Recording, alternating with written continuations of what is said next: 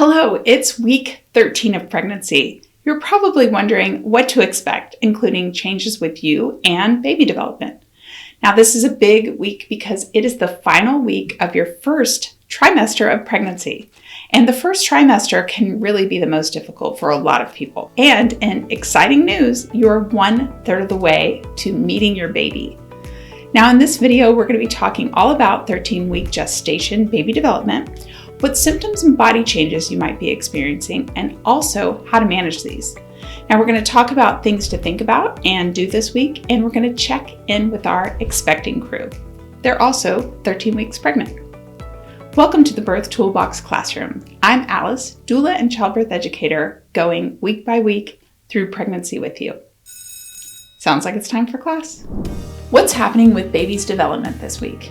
The baby, which is called a fetus at this point, is about the size of a lemon, measuring about 2.9 to 3.5 inches or 7.4 to 8.9 centimeters in length. At this point, at the end of the first trimester, the fetal bones continue to harden and cartilage is becoming bone. The fetus is actively moving this week and you might start feeling that kicking, stretching, and flexing of their limbs that they're doing. The major organ systems are fully functioning, but they do continue to grow and mature, as does the umbilical cord and placenta. Now, this is the week that baby is making urine and releasing it into the amniotic fluid. This fluid is also being swallowed by the baby at 13 weeks. What symptoms should you expect at 13 weeks pregnant? Well, as we talk about symptoms and body changes, the most important thing to know is there's a wide range of symptoms that you can experience. You might experience all the possible pregnancy symptoms on my checklist or none or somewhere in between, and that's totally okay. But if you ever have a concern about a symptom or a change with your body, don't hesitate to reach out to your care provider. That could be your general practitioner, your OBGYN, or your midwife. Now, the end of the first trimester, it often brings a huge improvement in symptoms. You might no longer be feeling that crushing fatigue, and many people find that they have energy at the start of their second trimester. Symptoms that might still be lingering are mood swings, frequent urination, bloating and constipation, dizziness or lightheadedness, and an increase in vaginal discharge. One new symptom that might crop up for you this week is headaches. Now, changes you might notice with your body this week, well, you could notice some changes to your skin. Many women experience acne, redness, or even some dark patches on their skin, and it sometimes begins right about at the end of the first trimester.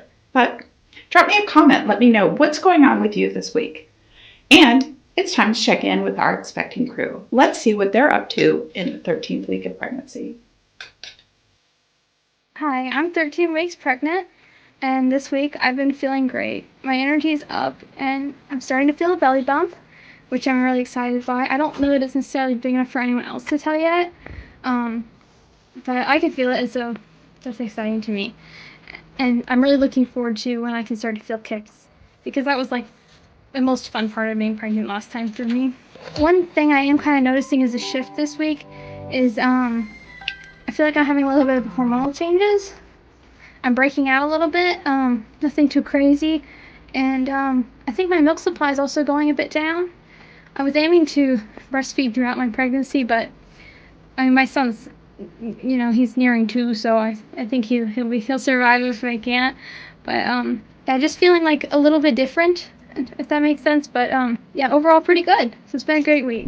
I am 13 weeks pregnant today, and I'm feeling mostly good. Yeah, starting to get back to normal. Still a little more tired than usual, and my appetite it changes suddenly, but don't have a lot of sickness or anything associated with that anymore, so that's good, and definitely not feeling as tired as often, so that's also good.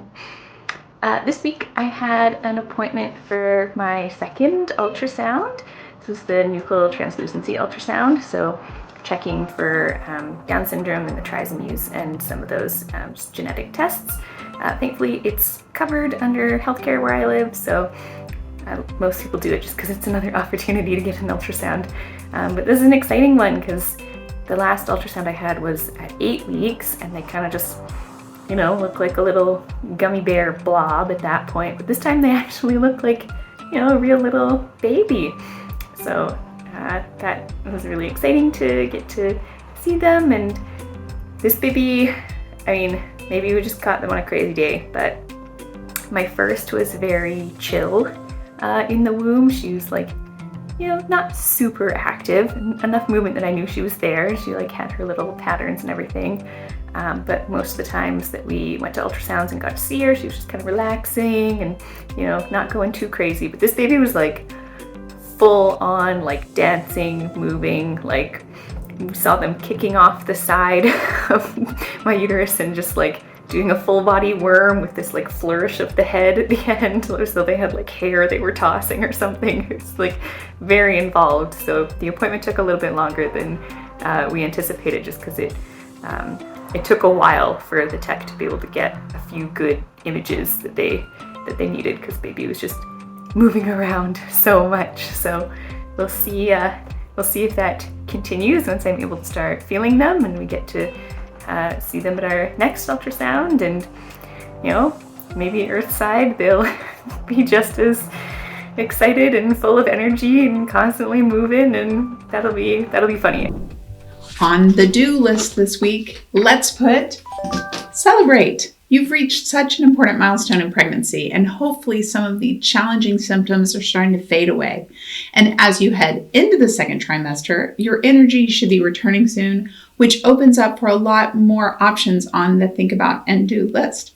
Now, since we're celebrating, I'm going to add self-care to this to-do list. It's a great time to stop and reflect on how far you've come in pregnancy. So I want you to do something for yourself this week. Let me know in the comments what kind of self-care you might want to do, and it just might inspire other people to celebrate with self-care as well. Thank you to our first trimester sponsor, 3 Lollies. I am thrilled to announce our first trimester sponsor, 3 Lollies. Now, if you aren't familiar with the 3 Lollies brand, you might recognize their most popular product, Preggie Pop Drops. The first trimester, it's a great time to have these on hand. Now, I remember when I was pregnant for the first time, and I didn't know when that nausea was going to hit. And it's called morning sickness, but unfortunately, it's not something that you only experience in the morning. Now, Preggie Pop Drops are a natural solution to this challenge. The Preggie Pop Drops come in 4 yummy flavors. They're all natural, they're drug-free. There's sour raspberry, green apple, sour lemon, and sour tangerine. I love that you can grab a package of 21 for just $5 on Amazon. Now, this is an affordable way to be prepared for the symptoms that you might face in the first trimester. So with 21, that means you can have these close by when you feel that wave of nausea hit. I would probably put 7 of them in my purse, 7 in the car, and 7 at my desk.